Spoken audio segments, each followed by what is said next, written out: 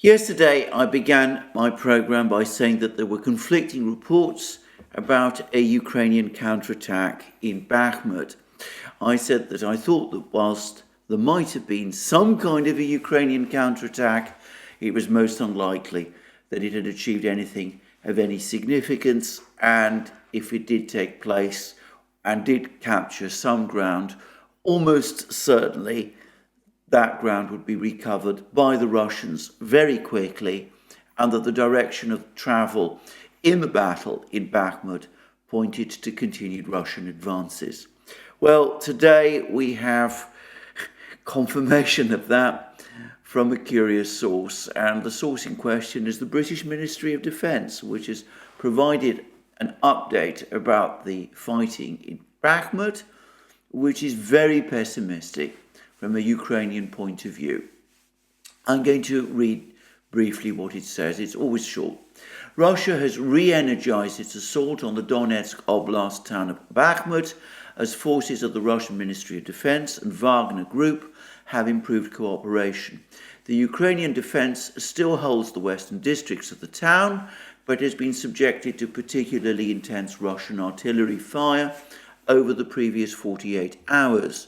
Wagner assault troops continue to conduct the main advance through the centre of town, whilst Russian airborne forces have relieved some Wagner units, securing the northern and southern flanks of the operation. Well, Prigozhin, of course, has already told us all of that. And then it finishes, Ukrainian forces face significant resupply issues, but have made orderly withdrawals from the positions they have been forced to concede. So the latter is essentially an admission that the Ukrainians are in retreat, that they're in fact retreating in Bakhmut, that they are not advancing.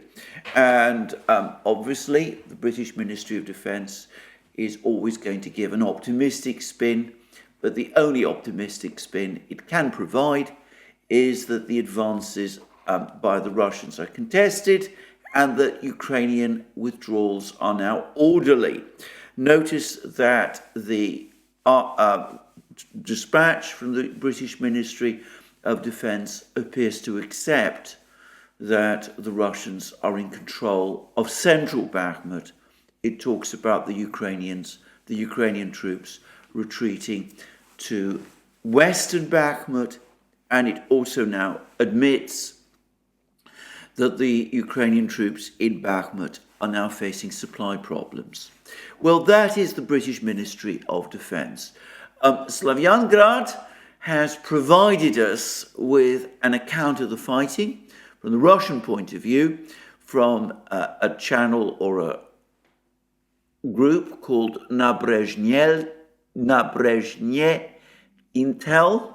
I don't pretend I know them very well, but it does seem to be accurate. And as I said, Slavyangrad is a reliable site, in my experience, and is a very effective site aggregator site, but it's over and above the reporting and commentary and analysis it regularly provides. Anyway, this is what Nabrezhne Intel tells us about the situation. As of 12 noon local time on the 14th of April, in other words today, in the Khromovsky district of Bakhmut, continual advances by the Wagner Group are now putting the remaining viable road of the Ukrainian forces at risk. Now, this is clearly the road that passes through Khromovo. There is a map attached to this article. I should say that it's not so much a map as a satellite picture, but it gives you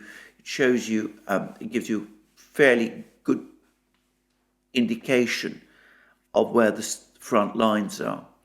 But anyway, it shows what appears to be a sign of Khromovo, slightly to the northwest of what is still Ukrainian-controlled territory, but it also shows continued Russian advances into a district of Bakhmut, which I presume is the Khromovsky district, obviously connected with Khromovo.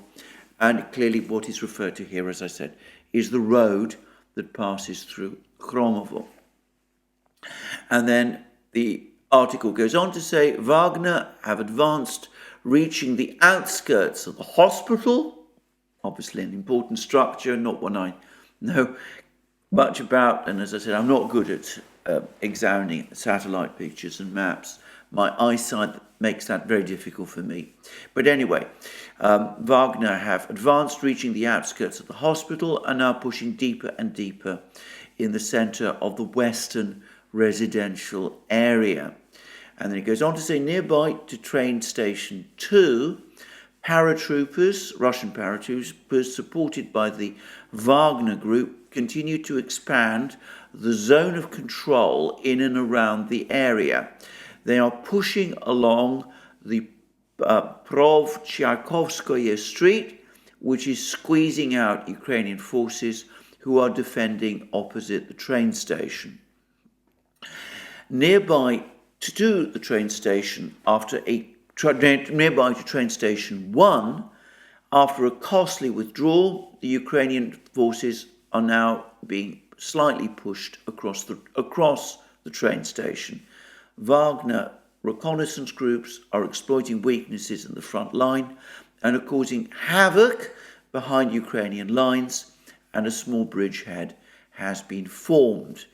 In the Avant-Garde district, presumably this is where the Avant-Garde Stadium is located, the situation remains tense, which I take to mean, by the way, that the Ukrainians are still successfully resisting there.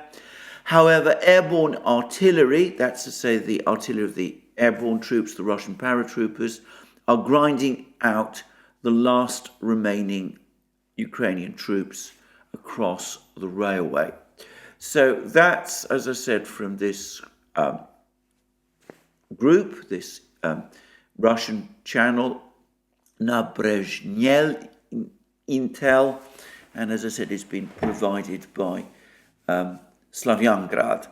And I should say that, as I said, looking at this map, which, as I said, I can't read very well, but you can see some of the structures that are described, and it's also clear that the area of Bakhmut under Ukrainian control is now very small. I'm not absolutely clear about the scale of this map, of this particular photo, but personally I'd be very surprised if the area, the circumference of the area under Ukrainian control is any longer as great as 5 kilometers. So it looks as if there might have been a Ukrainian counterattack. If there was, it's been repulsed, and on the contrary, it may have opened the way for the Russians to achieve significant advances in Bakhmut themselves. In other words, the Ukrainian counterattack may actually have weakened Ukrainian positions within Bakhmut. There's also now reports that the Russian airborne troops, the paratroopers, have taken over from the Wagner forces the fight in Avdiivka, and apparently they've made ground. They've now recovered some of the ground. There's been a lot of ebb and flow of the fighting around Avdiivka, and there was a report some time ago that Ukraine has as many as 3 brigades located in this relatively small village or outer suburb of Bakhmut. It's important because, of course, if it falls, the Russians capture it, then the southern spur of the road from Chasov Yar is cut.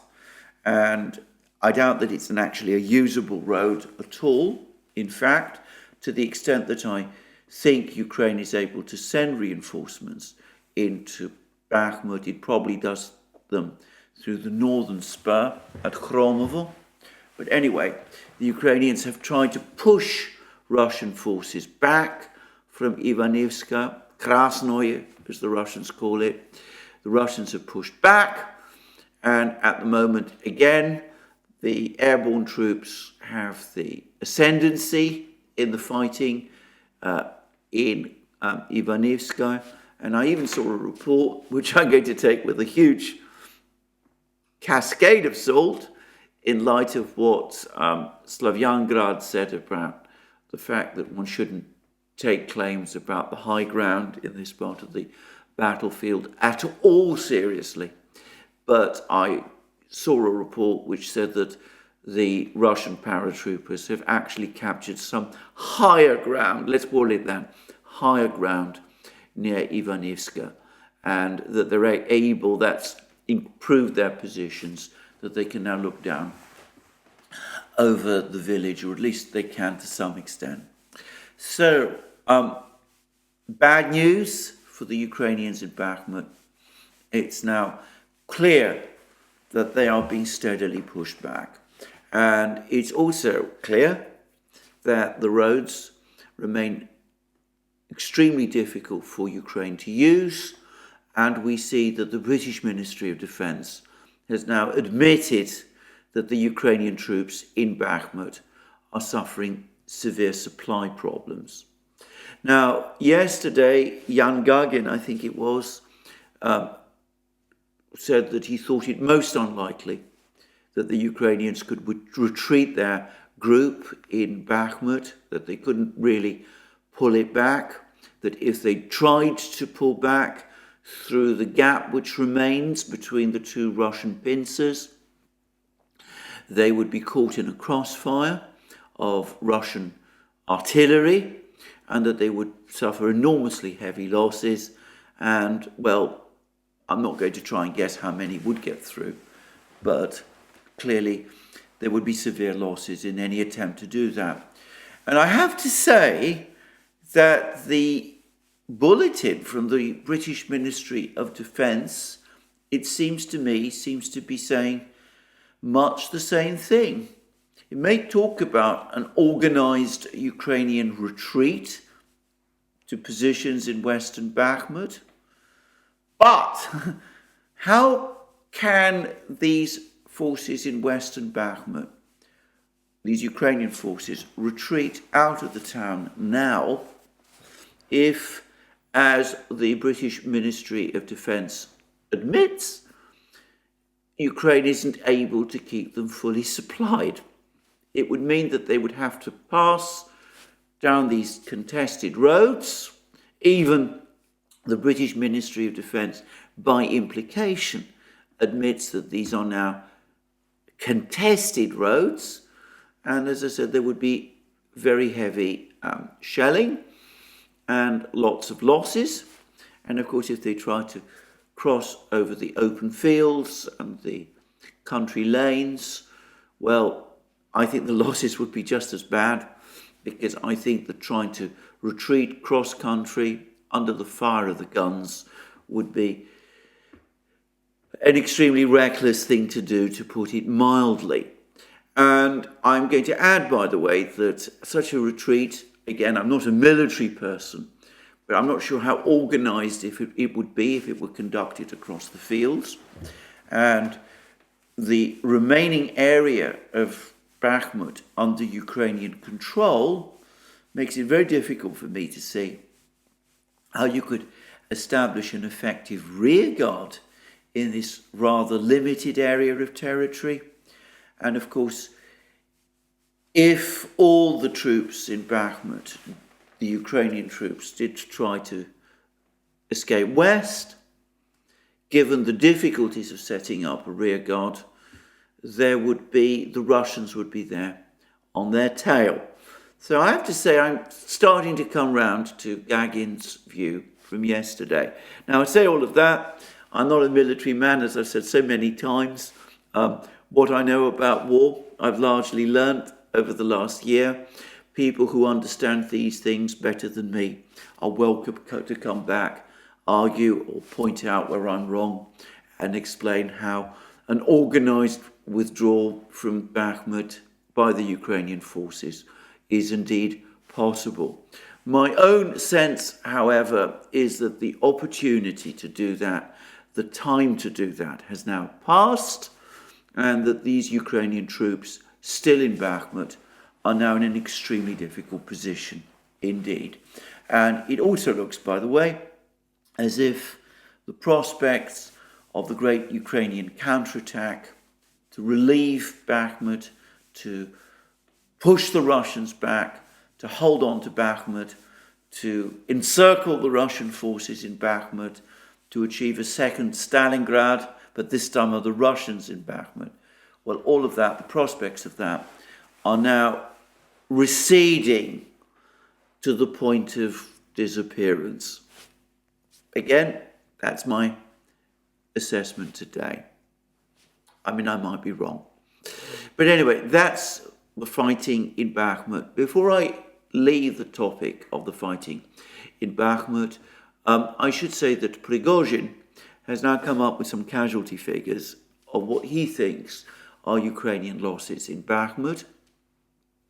He puts them at over 30,000 Ukrainian soldiers killed in Bakhmut.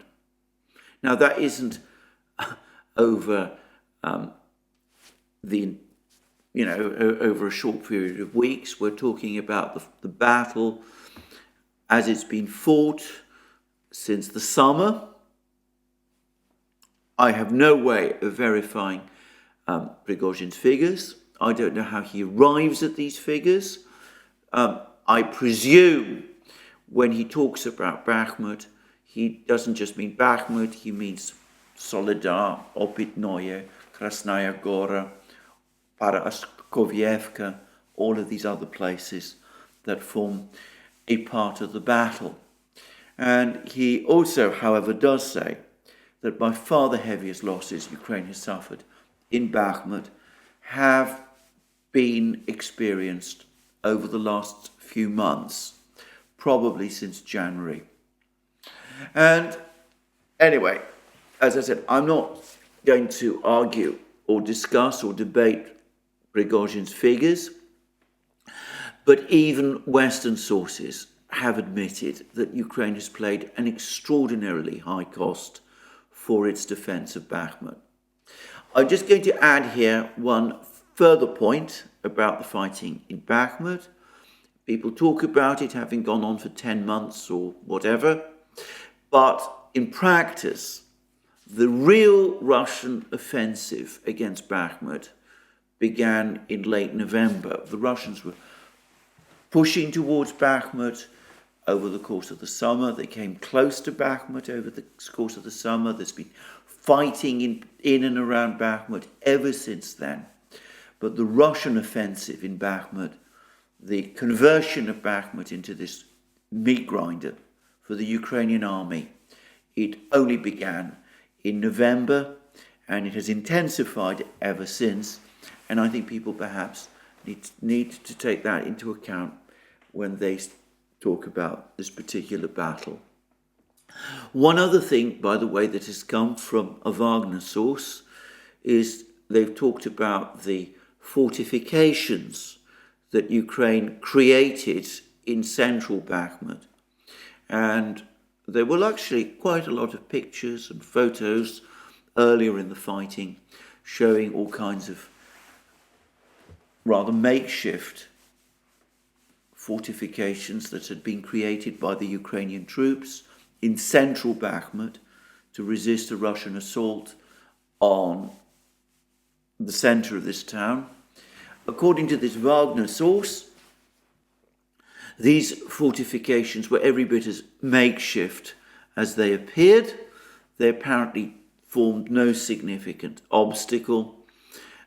This particular Wagner source has said that Ukrainian fortifications, fortified positions in the village of Opitnoye, south of Bakhmut, one of those places which the Wagner troops had to capture before they attacked Bakhmut itself, that those fortifications actually presented more problems for the Wagner troops than did the fortifications created in Bakhmut itself.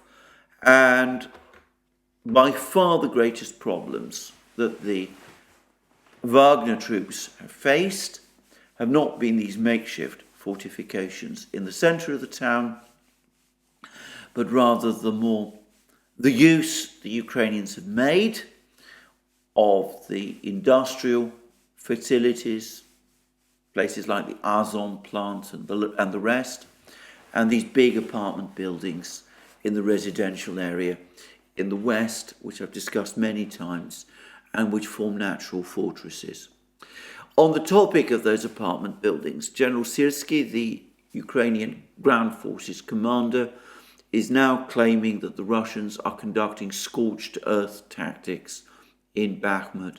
In other words, they're shelling Ukrainian positions in these apartment buildings. And the fact that General Syrsky is talking in this way, I have to say, suggests to me that he too has now come to realize that the battle is ending and that a final Ukrainian defeat, a loss of Bakhmut, is looming.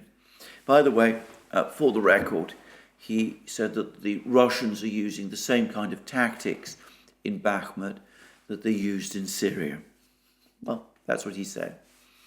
I'm going to just finish by saying that I think once the Russians capture Bakhmut, they will attempt to clear up some of the places nearby. Chasov Yar, obviously, Ivanivska, if it's not been captured before Bakhmut falls, Bogdanovka, Orechov, Vasilievka, all of these places. And I suspect, as I said, that their next big target will be Siversk and Chasov Yar to the west. I think that there's also a fair chance that they will want to push on to Konstantinovka, which is a little distance, apparently a couple of kilometers further west from Chasov Yar. And that will leave the Russians, or so it seems to me, in a relatively strong position to launch their next offensive towards Kramatorsk and Slavyansk once the Ukrainian counteroffensive is out of the way. And that may take, of course, a couple of weeks or months. We'll just have to wait and see. Anyway, that's Bakhmut. There's also been a lot of reports about fighting in Avdeyevka.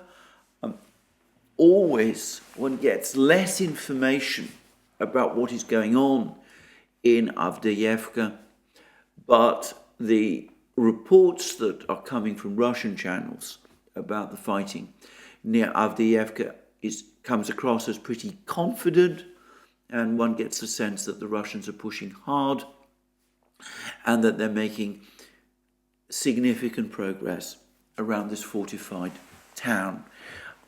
I suspect, again, once Bakhmut and the areas around it, Chasov Yar, Seversk, Ivanivska, Bogdanovka, Orechov, Vasilievka, perhaps Konstantinovka,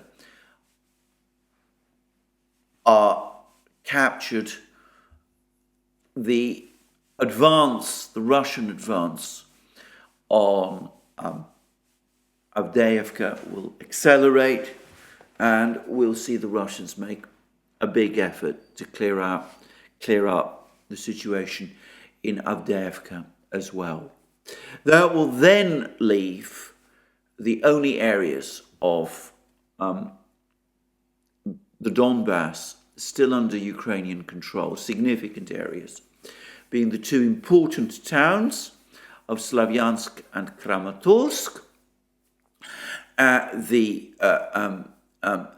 some areas to the west of Avdeyevka, including the important town of Bakrovsk, and further south, this very complex, unresolved battle in Marinka and Vugleda, where, however, the Russians also claim that they're making progress, though it's clear that they're making that the progress has been, to put it mildly, very slow.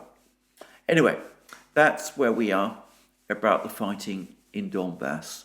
Now, there's been a lot more discussion about the operations of the Russian Air Force, the depletion of Ukraine's air defense system. Brian Beletic has done an important video about this, and I would certainly refer to this video, and I would also, at this point, make a further comment about that video by Brian Beletic, because he starts it by responding to a tweet by the by Ukraine, the Ukrainian government of all people, complaining about Brian Beletic and about the fact that he has made certain criticisms of extreme right-wing groups in Ukraine and the policies that the Ukrainian government has followed. I want to make it absolutely clear that I think this tweet was absolutely wrong, inappropriate in every respect. I think all of Brian Beletic's comments have been factually based, and I find it bizarre that a Ukrainian government caught up in the midst of a war has nothing better to do, apparently, than to tweet and make comments like that about a person who is reporting about the war in good faith and whose commentaries, especially about the logistics situation, have proved consistently accurate, as statements by Ukrainian officials themselves have admitted. So that's what I wanted to say and about this tweet.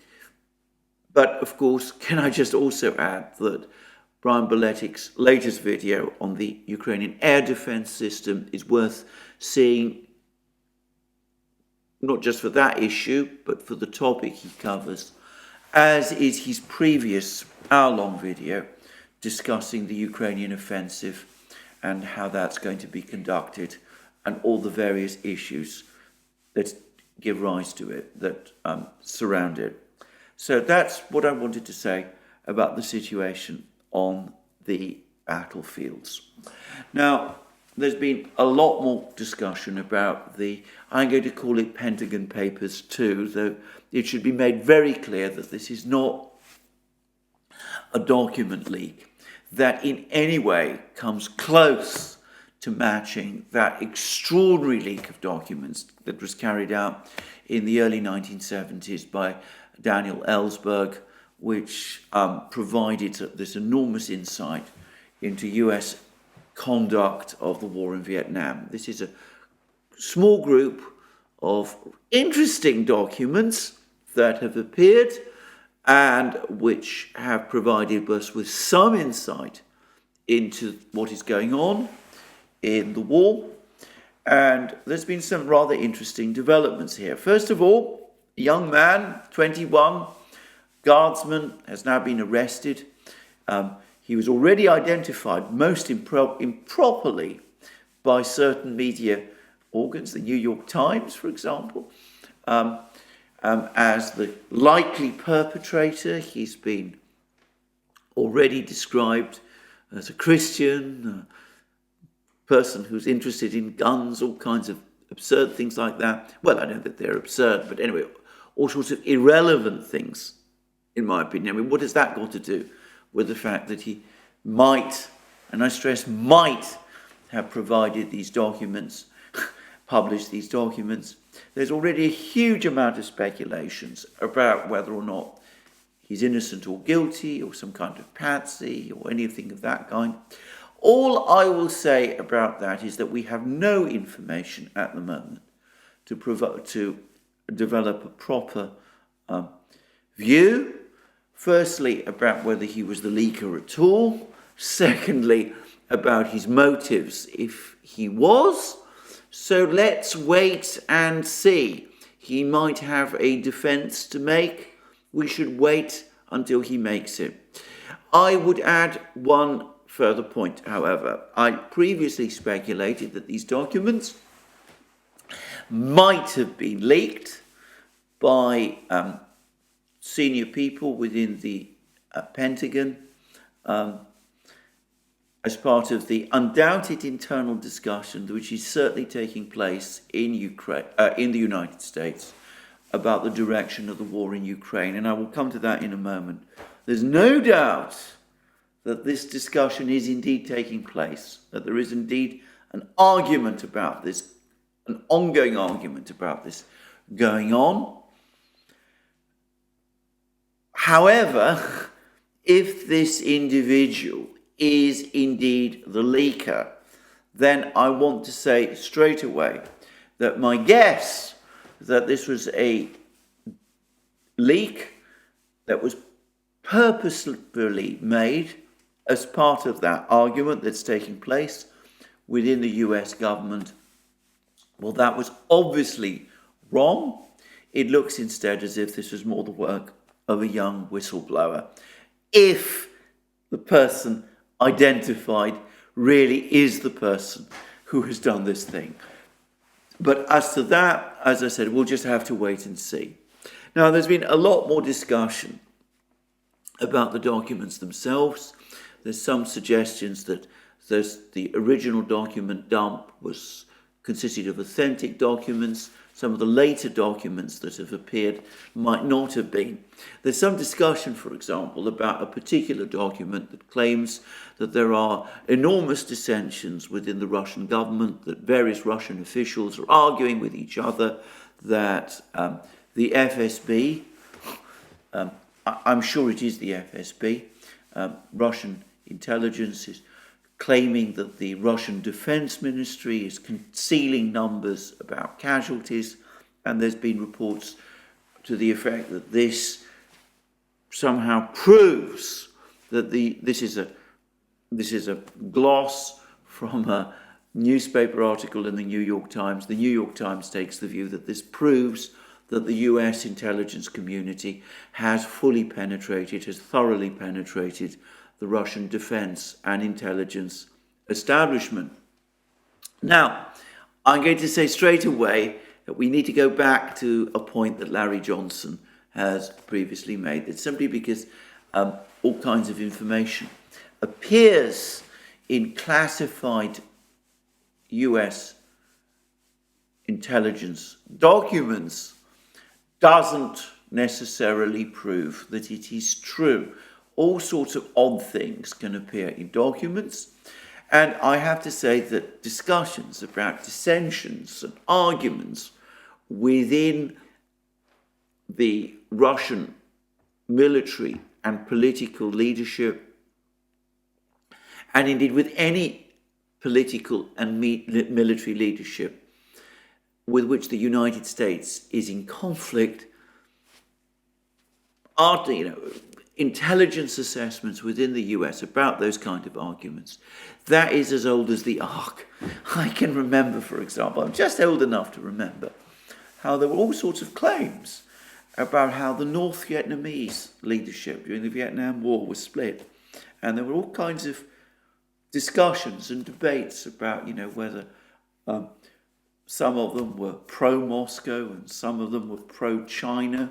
I remember there was an official, I think his name was Thuong Chin, who was consistently seen as China's man within the top leadership of the Vietnamese Communist Party.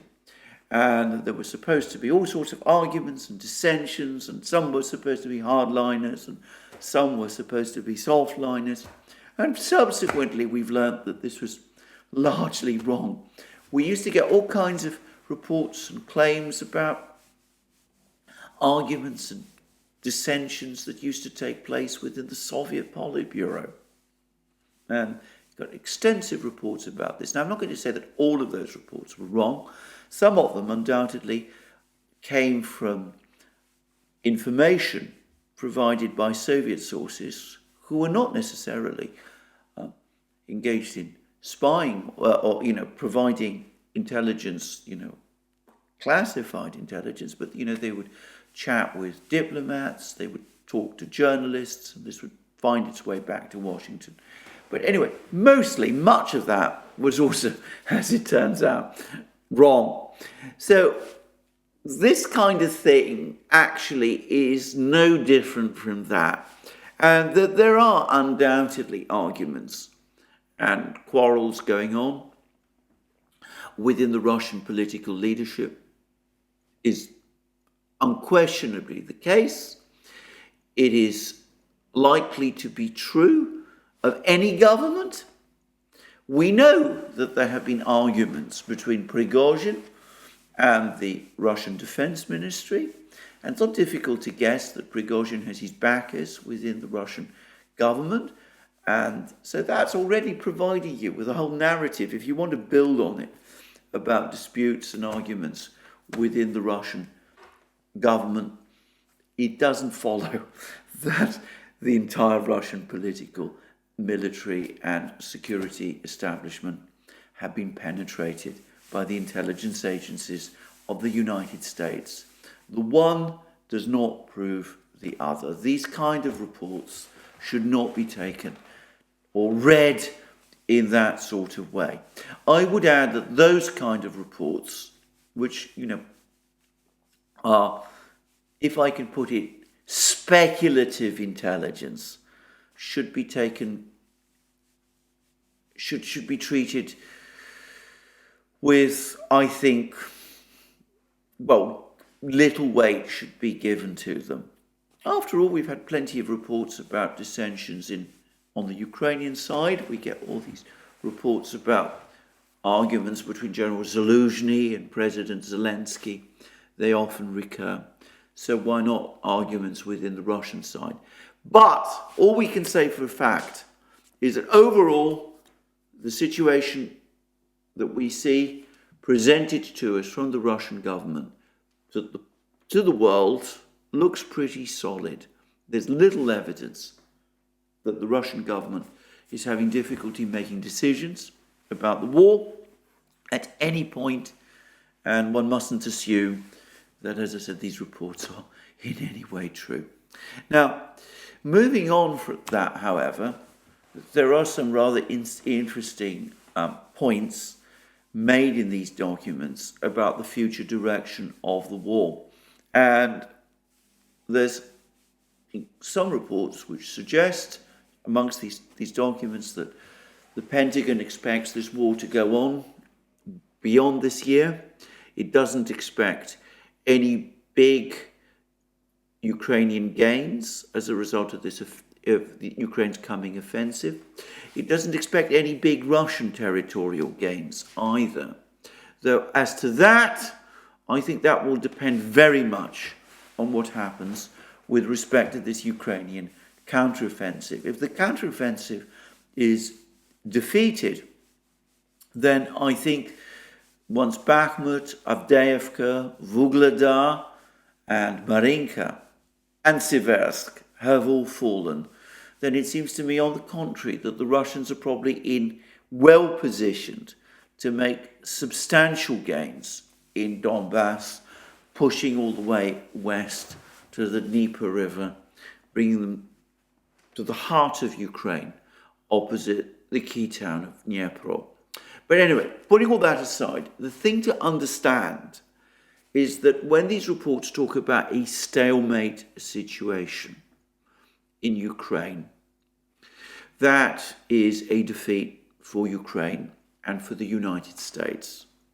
We have already seen reports going all the way back to that Rand Corporation study that appeared some months ago, that a prolonged war in Ukraine is not in US interests. US arsenals of key weapons are becoming depleted, and one report within within this document cache also talked about the fact that if there was a prolonged stalemate, Ukraine, because of its losses, would be obliged to undertake a total mobilization, which, to be very clear, would have a catastrophic effect on what is left of the Ukrainian economy. If all the men are in the army, who's going to operate the factories? Who's going to carry out economic activity? And it would also, this article, this report, this dispatch worries, it could also lead to major protests against President Zelensky personally and President Zelensky's government. Now, again, I don't know for an absolute fact that all that is true, but that's an American report. And it does seem to me that when we're talking about a stalemate, it is a stalemate in a war of attrition. And given that the Russians have waged this war as an attrition war, if we find ourselves in that kind of situation where Ukraine is only left with the choice of carrying on with a total mobilization or experiencing a military collapse, then it's clear that the war of attrition, from the Russian point of view, is working, that Ukraine and indeed its Western sponsors are being ground down, and that, in fact, military defeat is looming. Well, that might explain an article which has now appeared in Foreign Policy, which says that the United States needs to find some way to prepare for a diplomatic solution of the war. It seems to accept that a stalemate situation is not to Ukraine's long-term advantage, to put it mildly, and that in fact it would open the way for Ukraine's total defeat. Now, again, all very well talking about diplomatic solutions and those kind of things, but is it really worthwhile risking everything on this Ukrainian offensive over the next few weeks, with all the many problems it suffers from, hoping that that offensive will turn things round so that you are, and postponing your negotiations, your diplomatic moves until then? Surely, given that this is an attrition war, and given that Ukraine clearly is losing that attrition war, it makes far better sense to make that diplomatic pitch now. Well, I've been saying that for a long time. I doubt anybody in Kiev or Washington is paying any attention. It seems to me that we're going to be pressing on with this war, despite all the problems and all the risks that follow from it. Now, whilst I'm on that topic, I'm now going to return to the other aspect of that extraordinary article by Seymour Hersh, the one I discussed yesterday, in which I said yesterday that it's clear that Seymour Hersh claims that there's now a collapse of trust between the Biden administration and parts of the US intelligence and security establishment, that they are dismayed by the ideological outlook of the president and of his key advisors, and that they're finding it impossible to get these people to listen and to absorb the realities of the situation. That wasn't the only thing that Seymour Hersh talked about. He also talked about an explosion of corruption in Ukraine, and in particular, rampant corruption within President Zelensky's government. According to Hersh, and this is, I'm taking all this from Hersh, President Zelensky himself is now skimming on Western aid. Some Ukrainian officials have set up companies, front companies, through which they're selling weapons and supplies supplied to Ukraine from the West. And there appears to be, according to Hersh, a substantial racket whereby President Zelensky himself and some of his key advisors are using money that they're getting from the West to buy diesel oil in Russia. Interesting to know how they are able to buy diesel oil in Russia. Perhaps they're corrupting some people in Russia. Wouldn't surprise me. But anyway, they're buying diesel oil in Russia. Allegedly, this is diesel oil which supposedly is to be used to sort out, to resolve Ukraine's own supply issues.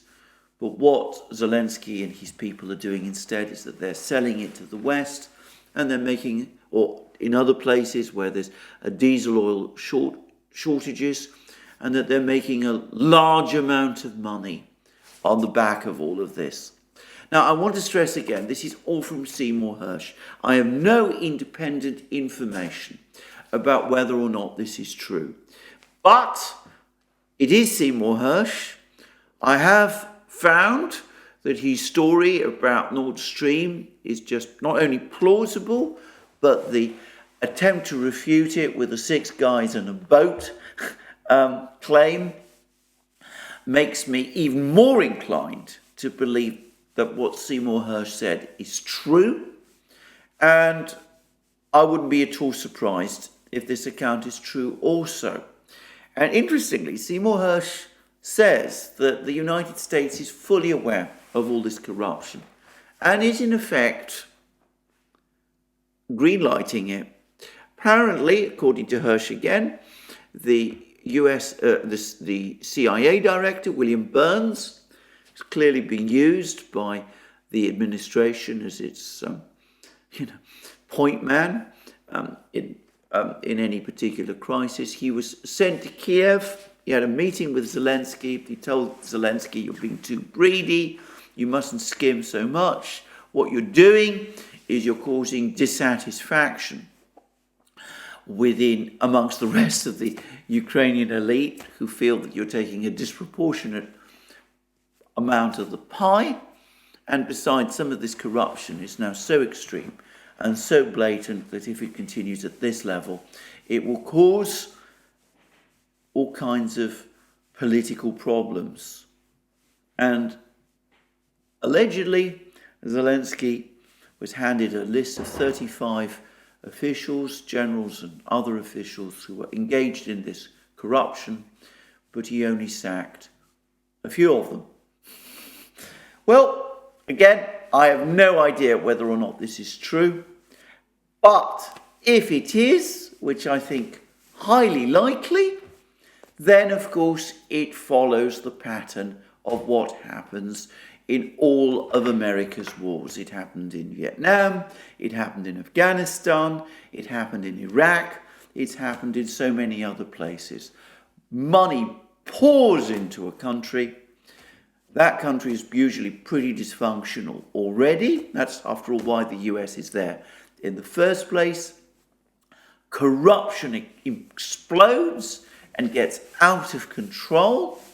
And the United States finds that it cannot do much about this corruption, because ultimately the people who are engaging in the corruption are the only people it can rely upon to prosecute the war that it is waging. So it has to allow this corruption to continue. And of course, making the matter even worse, inevitably, some people in the US are themselves corrupted. Some people in the US were probably corrupt in the first place. And of course, they benefit from the corruption themselves. And of course, the thing gets more and more out of control. If Seymour Hersh's account is true, and as I said, I am inclined to believe it. After all, why wouldn't it be true? It's exactly the same as what has happened before. It would be further proof that nothing in these wars, America's wars, ever seems to change. They all seem to repeat themselves. They all follow identical patterns. And of course, none of them up to now have ended well. Well, that's where I'm going to finish today. There'll be more, no doubt, over the next couple of days about the events in Bakhmut and Avdeyevka. And in the meantime, all that remains is to thank you for joining me once more, to wish you the best on the Orthodox Good Friday, and to say again that you can find all our programs on our various platforms: Locals, Rumble, BitChute, ODYSEE, Rockfin and Telegram, and that you can also support our work via Patreon and Subscribestar, and go to our shop, links under this video. And last but not least, please remember, if you've liked this video, to tick the like button and to check your subscription to this channel. Thank you again. More from me soon.